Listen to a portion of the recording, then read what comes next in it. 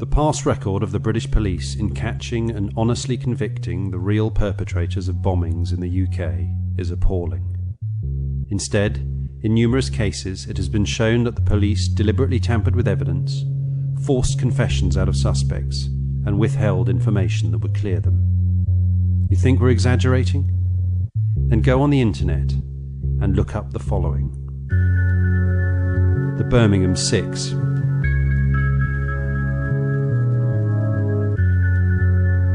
The Guildford 4.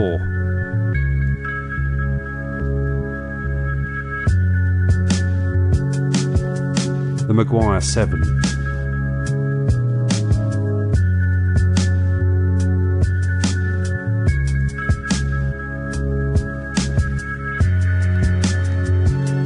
Judith Ward.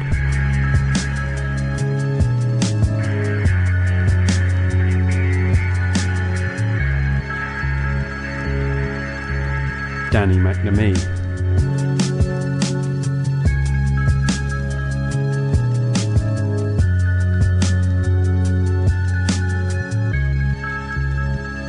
More recently, we have seen the police in action with the death of Jean de Menezes in Stockwell Station.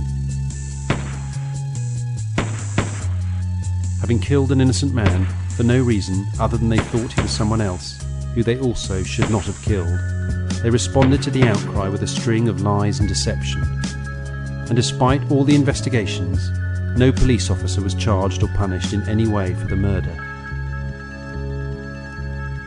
And even more recently, we've seen another innocent man shot. This time as he came down the stairs in his pyjamas after his house had been raided by 250 policemen looking for chemical weapons that turned out not to be there, despite there being what the police later described as compelling evidence. So if you genuinely believed it was unlikely or even impossible that the police would ever fabricate evidence in order to give the appearance of having solved a crime, it is time to reassess your belief. They have, they do, and they will again. If we learn one thing from these incidents, it is this: the police view themselves as above the law. And if we learn another thing, it is that they are.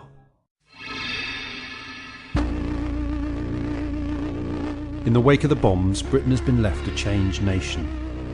Already the country with the most surveillance in the world, the UK is set to move further towards a literal Big Brother society. Tony Blair said at the 2005 Labour Party conference, "We know we need strict controls in a changing world." Really, Tony? We know we need strict controls? Exactly who do you mean by we? The British public? The government and police? Or you and your friends? And how exactly are these strict controls going to stop potential terrorists being aggrieved by our foreign policy? And how would these controls have prevented the attacks in London?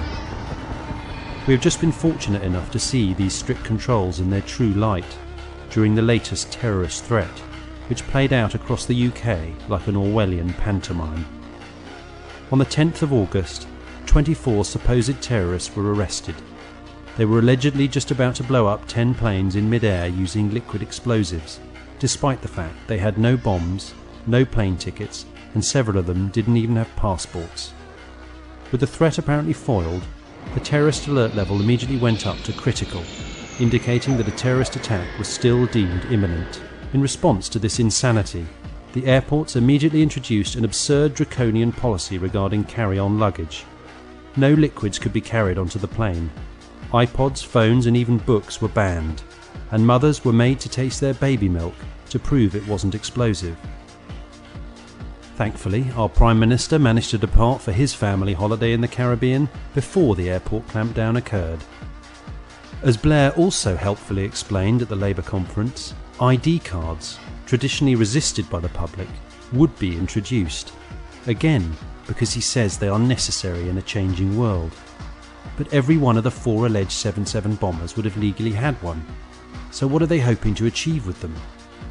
ID cards will have the same effect on preventing terrorism as license plates have in preventing car crashes. And there's now talk of introducing biometric identification, iris scans and body scanners. Who is actually being watched here? The so-called terrorists? Or us? MI5 has boosted its numbers since the attacks by 25%. The Metropolitan Police has requested funding for an additional 1,500 anti-terrorist police, while police powers have risen considerably. These include the right to detention without trial. The UK is currently the only European nation to have suspended Article 5 of the European Convention on Human Rights, which prevents such detention. How can a supposedly free, moral and rational society allow the imprisonment of human beings without having the evidence to actually charge them with wrongdoing? What happened to the concept of innocent until proven guilty? When was it decided that this no longer applied to every one of us, irrespective of race or background? Consider the cases of the following terrorists. Walter Wolfgang, the 82-year-old pensioner removed from the Labour Party conference in September 2005 for heckling Jack Straw, and then, after he tried to gain re-entry, detained under the Terrorism Act. 80-year-old John Catt, stopped by police for wearing a t-shirt suggesting that Bush and Blair be tried for war crimes, searched under the Terrorism Act. Sally Cameron, arrested and held for 4 hours for walking on a cycle path in Dundee, under the Terrorism Act. Isabel Ellis Cockcroft, stopped and searched under the Terrorism Act, despite being 11 years old. Ian Blair said in a GMTV interview in February 2005, "I don't think people should distinguish crime and terrorism too easily." Think about those words coming from the Chief of Police. I don't think people should distinguish crime and terrorism too easily.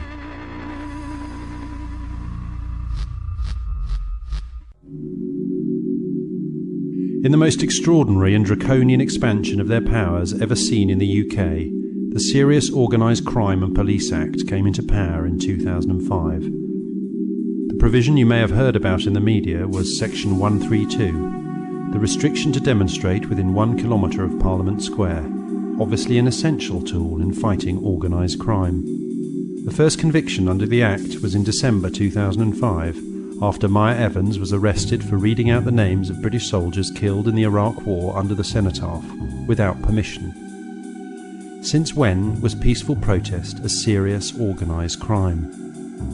But the more important section of the Act, and one that was barely mentioned by the mainstream media, was the changes made to the powers of arrest used by the police. From New Year's Day 2006, the police can now arrest you for any offence at all, including dropping litter or not wearing a seatbelt.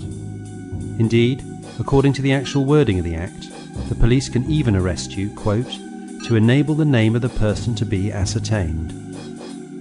If you don't think they would ever actually do that, ask yourself why they would include it in the Act at all, if they were never going to use it. We are constantly told that the terrorists, especially the CIA-created Islamic group Al-Qaeda, are attacking our way of life and our freedom.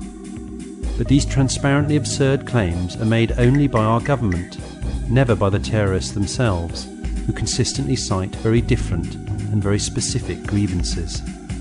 And ironically, it's not the terrorists attacking our way of life, but our own government. Through the expansion of police powers and stringent anti-terrorist measures being imposed upon Britain, they are using our fear for our safety to restrict our liberty, and they are using their false promises of security to erode our privacy. This is happening now, and it's happening to every person in the UK. You are not somehow exempt from the regulatory provisions of the new police state being brought into this country.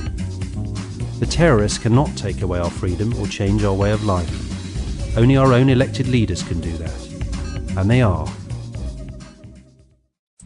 If you have examined any of the information released about the attacks of the 7th of July, or if you get your news from a reputable source, i.e.